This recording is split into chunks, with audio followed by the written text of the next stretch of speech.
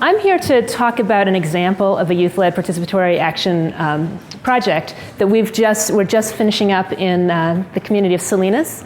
Our study is called the HERMOSA Study. One thing I'll tell you, working with youth, they're really good at acronyms. So HERMOSA stands for Health and Environmental Research on Makeup of Salinas Adolescents, but that's sort of irrelevant. For people who don't speak Spanish, HERMOSA means beautiful, and you'll see what that reflects the study that we're talking about. I also do want to mention that this is definitely a community-based participatory research project. It was funded by the California Breast Cancer Research Program, and one of the things that's interesting about their funding mechanism is that they have 2 PIs. So let's see how this works. So I'm the research PI, but I have a community partner who's my joint partner and my equal partner in running this program. The other thing is, it feels strange for me to be standing here myself talking about this because I usually have one of our youth participants come and present with me when we're talking about this study, but nobody was available today. So this project is looking at endocrine disruptors in makeup. Now, for people who don't know, endocrine disruptors are chemicals that are in wide use commercially that mimic or block or otherwise interfere with hormones in our bodies. Unfortunately, they're widely used in makeup, and we're concerned about adolescents because we know, first of all, that adolescents, girls and boys, are wearing a lot of personal care product. And we're concerned about what the effect of these hormones might be on their bodies in this time of reproductive development. This project was interesting to the California Breast Cancer Research Study or Program because of possible implications of these endocrine disruptors on breast cancer risk later in life, because this is a window of vulnerability. So the chemicals we're interested in, one is called phthalates. These are found in fragrances, and fragrances all over your home. So anything that smells nice, probably in your home, has phthalates in them, including shampoo, fragrance, lotion. Parabens are a preservative that keep mold from growing in personal care products. Triclosan is an antimicrobial compound that's found in liquid soap, and the soaps that say antibacterial probably have triclosan in them. The other place it can be found is that Colgate Total is the only toothpaste that contains triclosan. And then oxybenzone is a sunscreen agent. So all 4 of these chemicals are widely used in personal care products, and they've all been shown to have hormonal effects. So what we did with this study, what we wanted to do was first characterize the levels and sources of exposure to these endocrine disruptors in young Latina women, and then to figure out if there was a way we could lower their exposure to these chemicals. But then we also wanted to empower local youth in scientific research methods and work with them to develop health education and advocacy skills. So what we did for our study is we enrolled 100 teenage girls. They came in for a first visit, and we found out about all the beauty products they used. We took a urine sample so we could measure the chemicals in their bodies, and then we gave them some low chemical products to use for 3 days. And then they came back 3 days later, and we took another urine sample to see if that level went down. This was the thing they liked best about our study. We had the beauty bar, so the girls all got to go in, and they all got a little makeup bag with common things like shampoo and conditioner, and then they got to choose 4 makeup items. And these were all products that we had tested or sourced to try and make sure that they were free of endocrine disrupting chemicals. But I want to mention, I think of this as an intervention within an intervention. So this was the study, the main intervention study, where we were looking to lower endocrine disruptor levels. But we also wanted to, as I mentioned before, empower youth to learn about scientific methods and about advocacy. So I want to give you a little bit of background about the community that we're working in. This is the Salinas Valley, California. Salinas is an agricultural area, but the city of Salinas is a small city with a lot of urban problems. So Salinas has the highest youth homicide rate in California. That's when people think about the boys. But when you think about the girls, we also have very high teen pregnancy rate and high dropout rate.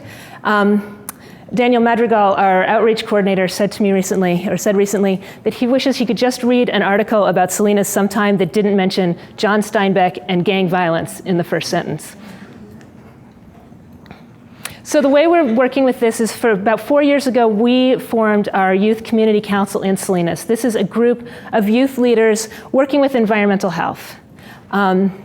These are all high school students from Salinas, and we've been working with them to teach them about environmental health literacy and help work with them to identify the environmental health issues in their community that they care about. We meet with them every couple of weeks and talk about a bunch of different environmental health issues. One of the topics that we talked about was this idea of endocrine disruptors in makeup. And this was something that resonated with them because first of all, they had no idea that they were being exposed to these hormone disruptors. And second of all, they felt like this was really relevant to youth and to teens. And so we worked with them to come up with a study that we could do together. And they were really involved in sort of all stages of this project. They helped us with designing the questionnaire, testing the questionnaire. They came up with the name. We had a lot of input in the logo. We tested the alternative products because we wanted to find things that were affordable, acceptable to teenagers, and that teenagers would actually use. And then we hired them. We hired these youth to be UC Berkeley research assistants for the summer. And this was really important because I do want to mention there is very little opportunity for employment in youth in Salinas outside of the fields. And there's very few opportunities in science and math education. So this was really important for us to be able to give them these jobs as research assistants. And they really did the whole study. They recruited the participants. I have Facebook up here, but that's not how they recruited them. They texted. Basically, all of our participants were gotten through texting. They did all the interviews. They collected the samples. And then what we did this fall is we took them up to the state health department here in Richmond to actually go to the lab and see the equipment and learn how they actually did the science behind this. And the thing that most impressed them was that the mass spec machines cost $500,000. They're still talking about that. So I want to very briefly tell you what we found in this study. Our 100 girls that we enrolled in sort of the main intervention, as I mentioned, they were all teens, they were all Mexican American, they were mainly Spanish speakers at home, English speakers with their friends, and many of them were living below poverty.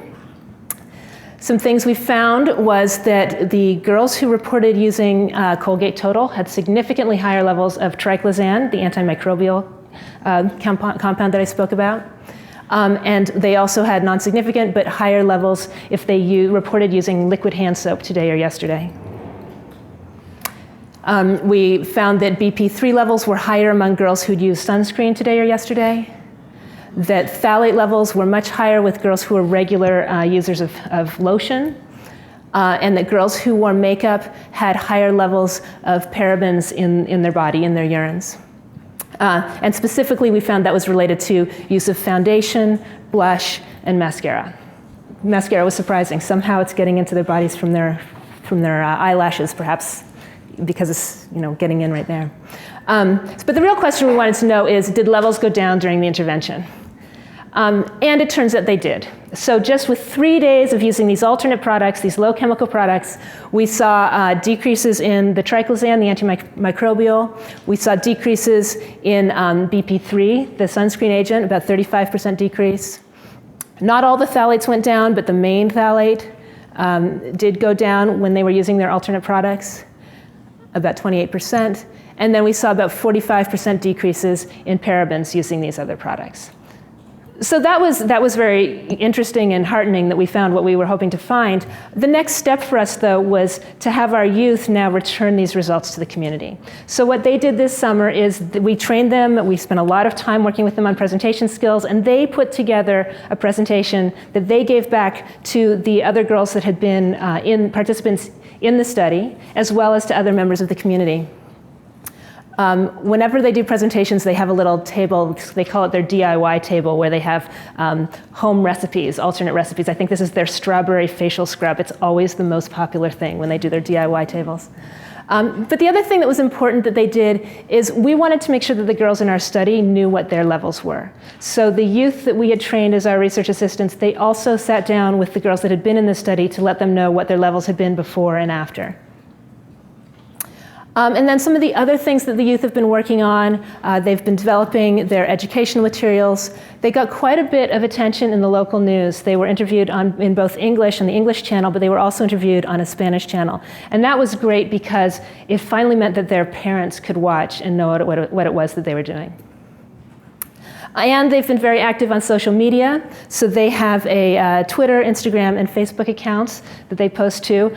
They also have a change.org petition to different retailers, asking them to carry low chemical products. So we've really been working with them over the this summer we worked with them to have them decide what they wanted to do with the information that they've learned in this study. How do they want to use that to affect change?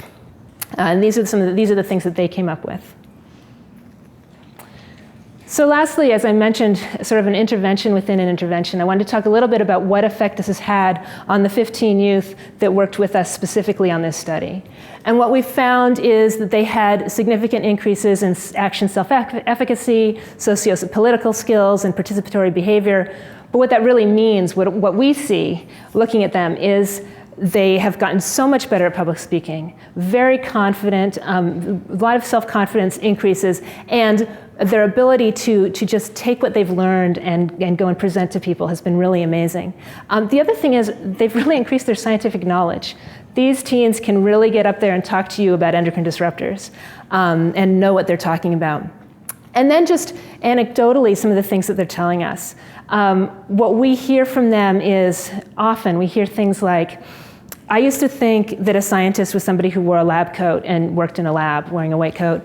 And now I know that science was something I could do. I never thought science was something I could do. And I didn't know that science was something that could be relevant and accessible and fun and could impact my community.